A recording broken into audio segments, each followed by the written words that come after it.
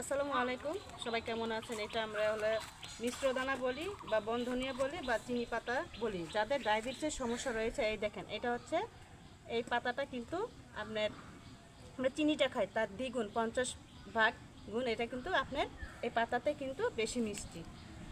আর এটা বিশেষ করে চীন জাপানে কিন্তু আপনারা সরাসরি এই গাছটা আপনার চাষ করে সেখান থেকে কিন্তু এই পাতাটা সংরক্ষণ করে সেটা থেকে কিন্তু আপনার এই যে চিনি যেটা এই পাতা থেকে কিন্তু আপনার উৎপাদন করে বিভিন্ন আপনার যাদের ডায়াবেটিস হয় তারা কিন্তু এটা পাতাটা খেতে পারে।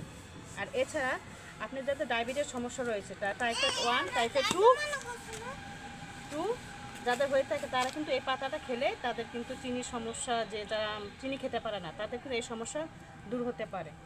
আর গ্যাস্ট্রিক আলসারের ক্ষেত্রে কিন্তু অসম্ভব এই পাতাটা আপনার হলো শুকিয়ে খেতে পারেন বা আপনারা এটা ধুয়ে খেতে পারেন।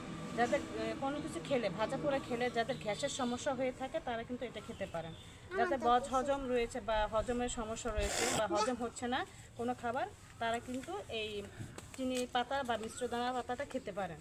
তারপর যাদের জন্ডিস রয়েছে, যে সমস্ত বাচ্চাদের বুড়োদের, তারা কিন্তু এই পাতাটা খেলে কিন্তু জন্ডিসটা কমে যাবে। আর এছাড়া আপনাদের যে অনেক সময় ঠান্ডা হয়, মানে মানে খুসখুসে কাশি হয়, তারা কিন্তু এই যে আপনার এই মিশ্র দানা বা চিনি পাতা এটা কিন্তু খেলে সে কাশিটা কমে যাবে। যাদের চোখের সমস্যা রয়েছে বা রেটিনার সমস্যা রয়েছে বা চোখে কম দেখেন, যে আপনারা বৃদ্ধ হয়ে গেলে বা অনেক বাচ্চা আছে যে রাতকানা রোগ, তারা কিন্তু এই পাতাটা খেলে তাদের কিন্তু এটা চলে যাবে। আর পেটের যে কোনো সমস্যায় আপনি যদি এই মিশ্র দানাটা খেতে পারেন, সেটা কিন্তু আপনার পেটের জন্য ভালো, আপনার লিভারের জন্য ভালো। আর যাদের জন্ডিস হয় তারা কিন্তু এটা খেলে একেবারে চলে যাবে। তারা ভালো থাকবেন, সুস্থ থাকবেন।